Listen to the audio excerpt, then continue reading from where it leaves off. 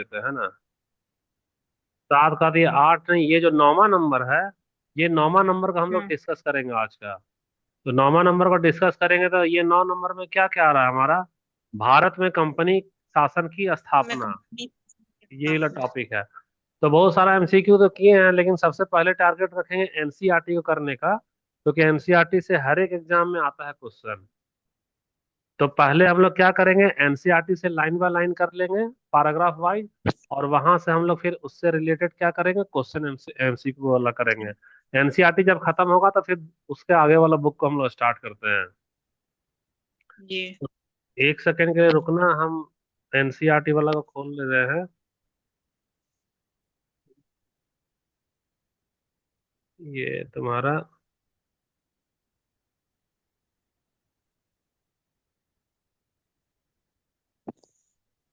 Screen पे क्या दिखाई दे रहा है बताओ। वही वाला ही सर। पहले भारत में कंपनी शासन की स्थापना। हाँ, तो इसमें सारा चीज ना एनसीईआरटी का ही रखे हैं। सारा चीज क्या रखे हैं हम लोग, एनसीईआरटी का। एनसीईआरटी का पहले पैराग्राफ रखे हैं, और पैराग्राफ के अनुसार फिर उससे रिलेटेड क्या कर रहे हैं, तुरंत फिर हम लोग क्वेश्चन आंसर कर रहे हैं। तो हल्का सा देखो, ये तुम्हारा बहादुर शाह जफर और उसके बेटों की गिरफ्तारी, एक एक पैराग्राफ करेंगे और उससे रिलेटेड हम लोग क्या करेंगे, फिर उसका क्वेश्चन आंसर करेंगे। जी। ठीक है। देखो सर औरंगजेब के इसका रिकॉर्डिंग वाला भेजेंगे? हाँ, क्या बोल रही हो। ये रिकॉर्डिंग वाला भेजेंगे ना सर? रिकॉर्डिंग वाला, ये वाला हिस्ट्री वाला बोल रही हो। हाँ, बाद में भेजेंगे कि नहीं हाँ ले रहे हाँ, हैं तो ये। नहीं हाँ। नहीं, भेजेंगे भेजेंगे सारा ये हिस्ट्री उस्ट्री वाला रहेगा, ये वाला भेजेंगे। जी। ठीक है। देखो औरंगजेब के बाद कोई भी मुगल बादशाह इतना ताकतवर तो नहीं हुआ, लेकिन एक प्रतीक तुम लोग को मोबाइल में साफ दिखाई दे रहा है। हाँ सर। ठीक है। लेकिन प्रतीक के रूप में मुगल बादशाहों का महत्व बना रहा। जब 1857 में ब्रिटिश शासन के विरुद्ध भारी विद्रोह हो गया, तो विद्रोहियों ने मुगल बादशाह बहादुर शाह जफर को ही अपना क्या मान लिया, नेता मान लिया। जब विद्रोह कुचल दिया गया तो कंपनी ने बहादुर शाह जफर को देश छोड़ने के लिए मजबूर कर दिया, और उनके बेटे को जफर के सामने में ही मार डाला। मतलब ये राजा था, उसके सामने में इसका बेटा को मार डाला। अब देखो पूर्व में ईस्ट इंडिया कंपनी का आना। तो सन 1600 में ईस्ट इंडिया कंपनी इंग्लैंड की महारानी एलिजाबेथ प्रथम से चार्टर अर्थात क्या ले ली, इजाजतनामा ले ली। किस साल लिया था वो, 1600 में। इजाजतनामा लिया क्या क्या चीज का, व्यापार करने का। और किस दिशा में व्यापार करने का, पूरब की ओर व्यापार पूरब। करने का। तो इजाजतनामे का मतलब यह था कि इंग्लैंड की कोई और भी व्यापारिक कंपनी उस इलाके में ईस्ट इंडिया कंपनी से होड़ नहीं कर सकती थी, सिर्फ ईस्ट इंडिया करेगा। इस चार्टर के सहारे कंपनी समुद्र पार जाकर नए इलाकों को खंगाल सकती थी। वहां से सस्ती कीमत पर चीजें खरीद कर यूरोप में ऊंची कीमत पर क्या कर सकती थी, बेच सकती थी। कंपनी को दूसरी अंग्रेज व्यापारी कंपनियों से प्रतिस्पर्धा का कोई भी भय नहीं था। क्यों नहीं भय था, क्योंकि वह इजाजतनामा लिया था कि पूरे पूरब में खाली ईस्ट इंडिया कंपनी ही व्यापार करेगा, कोई दूसरा कंपनी व्यापार नहीं करेगा। उस जमाने में वाणिज्यिक कंपनियां मोटे तौर पर प्रतिस्पर्धा से बच करके ही मुनाफा कमा सकती थी। अगर कोई प्रतिस्पर्धा ना भी हो तो वे सस्ती चीजें खरीदती और उनको ज्यादा कीमत पर बेचती थी। पैराग्राफ से क्वेश्चन रेडी किया आएगा, लेकिन यह शाही दस्तावेज दूसरी यूरोपीय ताकत को पूरब के बाजार में आने से नहीं रोक सकता था। मतलब समझा रहे हैं, इंग्लैंड वाला तो दे दिया ईस्ट इंडिया कंपनी को, लेकिन यूरोप में और भी तो देश है, पुर्तगाल है, जर्मनी है, और तुम्हारा वो डच वगैरह है। तो ये सारा भी तो देश का कंपनी है, वो भी तो बाजार में व्यापार करने निकलेगा। तो ईस्ट इंडिया कंपनी को क्या है, थोड़ा सा डर होता था। तो जब तक इंग्लैंड के जहाज अफ्रीका के पश्चिम तट को छूते हुए केप ऑफ गुड होप का चक्कर लगाकर हिंद महासागर पार करते हुए पुर्तगाल आते थे, तब तक पुर्तगाली क्या करते थे, भारत के पश्चिमी तट पर अपनी उपस्थिति दर्ज करा चुके थे। यानी कि ईस्ट इंडिया का पहले कौन आ चुका था, पुर्तगाली आ चुका था। और वह पुर्तगाली कहाँ पे अपना ठिकाना बनाया था, गोवा में अपना ठिकाना बनाया था। पुर्तगाली में जो आया था यात्री, उसमें सबसे पहला यात्री क्या नाम था, वास्को डी गामा। वह भारत कब आया था बताना। 1498 में। 1498 में भारत आने का समुद्री रास्ता का पता लगा लिया था। और 17वीं शताब्दी की शुरुआत तक जो डच वाले हैं वो भी क्या किए, व्यापार करने के लिए भारत तक पहुंच चुके थे। और उसके बाद फ्रांसीसी भी आ गए। तो देखो हमको पता चल गया कि यहाँ पर सबसे पहले कौन आया था, पुर्तगाली आया। पुर्तगाली के बाद में कौन आया था बता सकती हो? डच आया। और डच के बाद में कौन आ रहा है, हमारा फ्रांस वाला आ रहा है। फ्रांस के बाद में कौन आ रहा है, ईस्ट इंडिया कंपनी आ रहा है। मतलब इतना सारा एक साथ आया है। समस्या क्या थी कि सारी कंपनी एक ही चीज खरीदना चाहती थी और यूरोप के बाजार में इसको बेची थी। तो भारत का कौन सा ऐसा चीज था जिसका ज्यादा डिमांड था? तो सूती कपड़े का ज्यादा डिमांड था और भारत का जो रेशम है उसका ज्यादा डिमांड था। और भी देखो भारत में जो काली मिर्च है, लौंग है, इलायची है और दालचीनी है, उसका भी डिमांड क्या था, ज्यादा था। तो यूरोपीय कंपनियों के बीच इस बढ़ती प्रतिस्पर्धा से भारतीय बाजारों में इन चीजों की कीमत क्या हो गई, बढ़ने लगी। जब दाम इसका मिलने लगा तो भारत में दाम इसका बढ़ने लगा। और जब भारत में चीज महंगा होने लगा तो अंग्रेज लोग या जो भी व्यापारी कंपनी था उसका मुनाफा क्या हो गया, कम होने लगा ना। क्यों कम होगा, क्योंकि पहले इंडिया में सस्ता मिलता था और अब क्या मिलने लगा, उसका महंगा मिलने लगा। तो अब इसके पास क्या चाह रहा था, इसके पास ये चाह रहा था कि एक कंपनी दूसरी कंपनी को लड़ाई करके क्या करे, हरा दे और बाजार पे अपना कब्जा जमा ले। ताकि जैसे ही वह कब्जा जमा ले तो भारत का सारा माल एकाधिकार करके वह कब्जा ले ले और वह यूरोप में जाकर बेच दे। तो इसके लिए क्या करती थी, दूसरी कंपनी के जहाज को रास्ते में डुबो देती थी, या रुकावट खड़ा कर देती थी, या आगे बढ़ने से रोक देती थी। और ये लोग क्या करते थे, अपना अपना चौकी का सुरक्षा के लिए क्या करते थे, किलेबंदी बनाने लग गए। अपनी बस्तियों को किलेबंद करने से उनको क्या होता था, व्यापार में मुनाफा होता था। और साथ ही साथ जो लोकल गवर्नमेंट है उससे इन लोगों का टकराव भी होने लगा। जब टकराव होने लगा तो व्यापार के साथ साथ क्या आ गया वहां शामिल, राजनीति भी शामिल हो गया। राज अब कंपनी आई तो थी व्यापार करने के लिए, लेकिन मजबूरी में उसको राजनीति में शामिल होना पड़ा। अब देखो वाणिज्यिक क्या होता है, वाणिज्यिक का मतलब एक ऐसा उद्यम जिसमें हम लोग सस्ती दाम में वस्तु को खरीदेंगे और ज्यादा दाम में उसको क्या करेंगे, बेचेंगे। इससे हमको क्या मिलेगा, मुनाफा मिलेगा। अब देखो यहाँ यही इतना ही पैराग्राफ करे थे, इतना ही पैराग्राफ सारा हमारा किससे है, एनसीईआरटी से है। एनसीईआरटी से, और इसी से रिलेटेड हमको क्या करना है, क्वेश्चन आंसर का प्रैक्टिस करना है। वो जो पैराग्राफ रीड किए हैं उसी में से क्वेश्चन है। पहला तो आंसर तुमको दिखाई दे रहा है स्क्रीन पे, इसको थोड़ा सा हम जूम कर लेते हैं। ईस्ट इंडिया कंपनी को इंग्लैंड के महारानी से कब चार्टर प्राप्त हुआ? तो इसका तो आंसर दिख गया है, चलो कोई बात नहीं है, 1600 हमारा होगा आंसर। अब अगला वाला क्वेश्चन के लिए रेडी रहो। चार्टर से कंपनी को क्या विशेषाधिकार प्राप्त हुआ, आप बताओ। पूरब में व्यापार का सही, पूरब में व्यापार का क्या मिला हमको, एकाधिकार प्राप्त हुआ। अगला क्वेश्चन के लिए देख रहे हो, ये सही है हमारा, पूरब में व्यापार करने का क्या मिला हमको, एकाधिकार प्राप्त हुआ।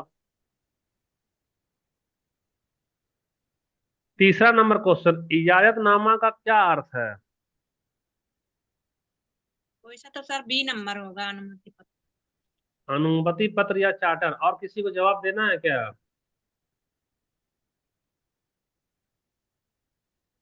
सही है।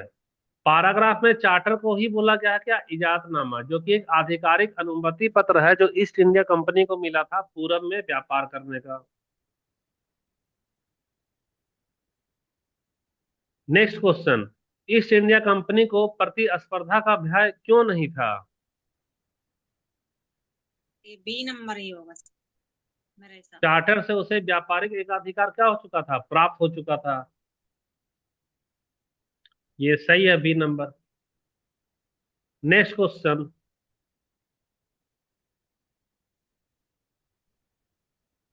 यूरोपीय कंपनियां मुख्यतः किसे बेचकर मुनाफा कमाना चाहती थी, किसको बेचकर?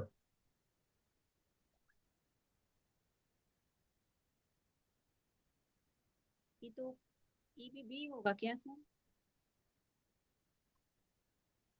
क्या होगा आंसर बताओ।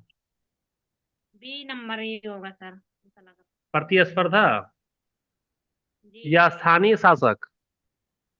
हाँ, ऐसा ए नंबर भी सही लग रहा है, लेकिन देखो, वाणिज्यिक कंपनियां मोटे तौर पर प्रतिस्पर्धा से बचकर ही क्या करना चाह रही थी, मुनाफा कमा सकती हाँ। थी। कंपटीशन रहेगा तो मुनाफा थोड़ी कमा पाएगा, बोलो। अगला नेक्स्ट क्वेश्चन नंबर 6 देखो। भारत तक पहुंचने वाले समुद्री मार्ग की खोज किसने की?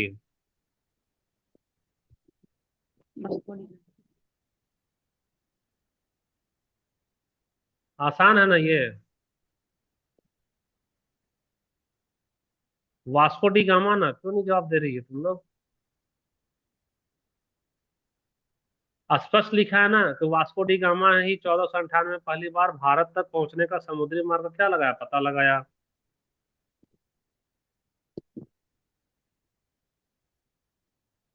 पुर्तगालियों ने भारत में अपना पहला ठिकाना कहाँ बनाया? Sir option number C. Goa. ये तो प्रियंका का जवाब है, और किसी का जवाब बताओ। हाँ सर, मेरा भी वही है। सही है। जो एनसीईआरटी में दिया उसके अनुसार वो लोग गोवा में ही अपना ठिकाना क्या कुछ किए थे, बना चुके थे। अगला सवाल। 17वीं शताब्दी में भारत में व्यापार करने के लिए कौन सी यूरोपीय शक्ति आई?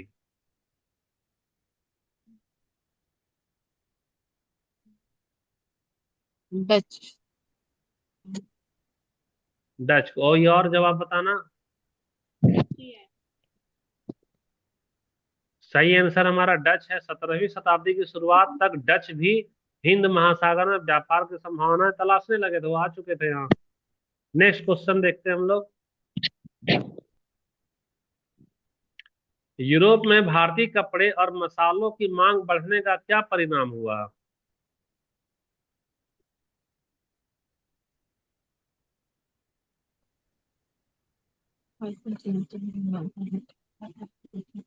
सर ऑप्शन नंबर सी शायद। नहीं, पैराग्राफ से है क्वेश्चन, ये पूरा एनसीईआरटी का पैराग्राफ से है। हाँ, भारतीय उत्पादों का लाभ हुआ, स्थानीय शासकों की निर्यात बंद कर दिया। सर पैराग्राफ नहीं दिख पाया हम। पैराग्राफ नहीं देख पाया? अच्छा विनीता, तुम तो पैराग्राफ पढ़ी हो ना अभी, क्या होगा इसका? हाँ, अच्छा ए नंबर सर। ए नंबर होगा। चलो, पैराग्राफ में ये लिखा था कि जो भारत में मसाला था, उस मसाला का दाम पहले मान लो 1 रुपया था। कितना रुपया था? 1 रुपया। एक लुक। लेकिन जैसे जैसे विदेश में उसका डिमांड बढ़ने लगा, और वह मसाला का दाम 1 रुपया से कितना हो गया, 20 रुपया हो गया। दाम इस तक भारत का बाजार वाला क्या किया, बढ़ा दिया। अब जो कंपनी है 1 रुपया में खरीदती थी, और मान लो उसको कितना में बेचती थी, 50 रुपया में। कहाँ पे बेचती थी? यूरोप में। अब वही कंपनी 20 रुपया में खरीद रही है और कितना में बेच रही है, 50 रुपया में बेच रही है। तो पहले उसको कितना का फायदा होता था, 49 रुपया का। और अब फायदा कितना हो रहा है उसको, मात्र 30 रुपया का ना फायदा हो रहा है। तो फायदा हमारा क्या हो गया, हमारा भारत में कीमतें बढ़ गई तो उसका मुनाफा क्या हो गया, घट गया ना। हट गया। जी। तो हाँ भारत सर। में कीमतें बढ़ी तो व्यापार करने वाला कंपनी का मुनाफा क्या हो गया, घट गया। क्योंकि 1 रुपया में खरीद करके वह 49 रुपया ज्यादा कमा लेता था। बेचता कितना था, 50 रुपया में। लेकिन अभी 20 रुपया में खरीद रहा है और अभी बेच रहा है मात्र 50 में। तो अब फायदा उसको कितना हो, मात्र 30 रुपया का ना। तो देखो मुनाफा इसका क्या हो गया, धीरे धीरे कम होने लगा। कम हो गया। व्यापारिक कंपनियां अपनी प्रतिस्पर्धा कैसे खत्म करना चाहती थी?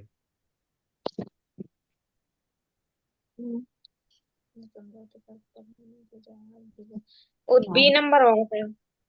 बी नंबर होगा। ये प्रतिद्वंदी के जहाज को डुबो कर। सही है। वह क्या करती थी, जहाज को डुबा देती थी या रुकावट कर देती थी? तो एक दूसरी कंपनी के जहाज को, एक कंपनी दूसरे कंपनी के जहाज को क्या करती थी, डुबा देती थी या रुकावट खड़ा कर देती थी। बी वाला होगा सही। नेक्स्ट क्वेश्चन हमारा। व्यापार हथियारों की मदद से चल रहा था, इसका क्या अर्थ है? Sir option number B. सही बात है। व्यापारिक गतिविधि में सैन्य बल का प्रयोग अब होने लगा था। सैन्य बल का प्रयोग तभी ना वो लोग डुबाने लगा था। वो व्यापारी जी कंपनियां अपना चीके चौकी का किलेबंदी करती थी और हिंसक तरीके अपनाती थी अपना माल को बेचने के लिए या रक्षा करने के लिए। क्वेश्चन नंबर 12 देखो। 17वीं से 18वीं सदी में व्यापारी कंपनियों के बीच संघर्ष का मुख्य कारण क्या था? हजारों का सर बी शायद। डी ही होगा। बाजार पर कब्जे की होड़। बाजार पर जी। क्या है? बाजार पर कब्जे की इस होड़ ने व्यापारी कंपनियों के बीच लड़ाइयों की क्या कर दी, शुरुआत कर दी। नेक्स्ट क्वेश्चन है, कंपनियों का भारतीय स्थानीय शासकों से टकराव क्यों हुआ? डी किलेबंदी और मुनाफा कमाने की कोशिशों के कारण। हाँ, किलेबंदी करने लगा और मुनाफा कमाने का वो लोग क्या करने लगा, कोशिश करने लगा। अपनी बस्तियों को किलेबंद करने और व्यापार में मुनाफा कमाने की कोशिश के कारण स्थानीय शासक में क्या होने लगे, टकराव होने लगे। वाणिज्यिक शब्द का पैराग्राफ में क्या अर्थ बताया गया है? वाणिज्यिक का मतलब क्या सस्ता बताया खरीद गया? कर महंगा बेचकर मुनाफा कमाना। B sir. बी होगा सर। सस्ता खरीदकर महंगा बेचकर मुनाफा कमाना। ठीक है। नेक्स्ट क्वेश्चन है,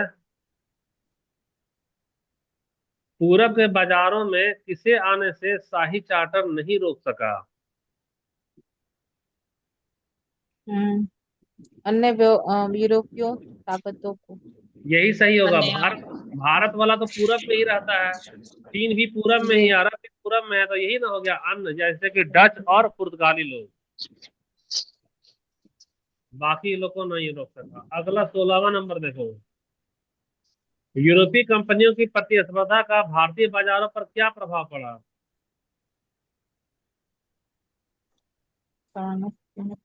सामानों की कीमतें घटी। सामानों की कीमत क्या बढ़ हो गई, बढ़ गई। बढ़ गई। जो मसाला पहले 1 रुपया में मिलता था, वही मसाला कितना रुपया में मिलने लगा, 20 रुपया में। भारत में उसकी कीमत बढ़ने लगी। कंपनी के लिए क्या अलग रखना मुश्किल होता जा रहा था? व्यापार व्यापार और और राजनीति। राजनीति। व्यापार और राजनीति को एक दूसरे से अलग रखना कंपनी के लिए क्या हो रहा था, मुश्किल होता जा रहा था।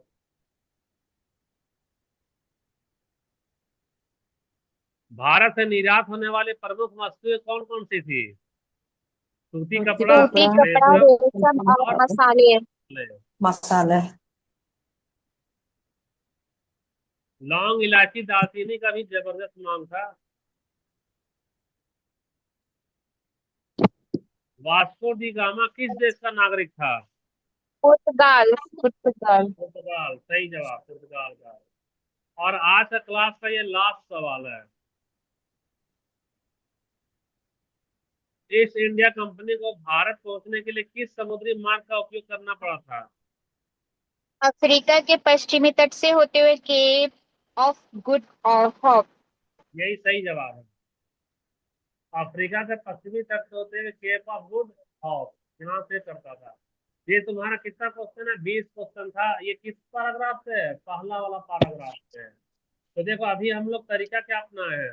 तरीका ये है कि इसमें जो एनसीईआरटी का बुक है, एनसीईआरटी का बुक का 2 पेज ले लेना। कितना पेज लेना है, मात्र 2 पेज।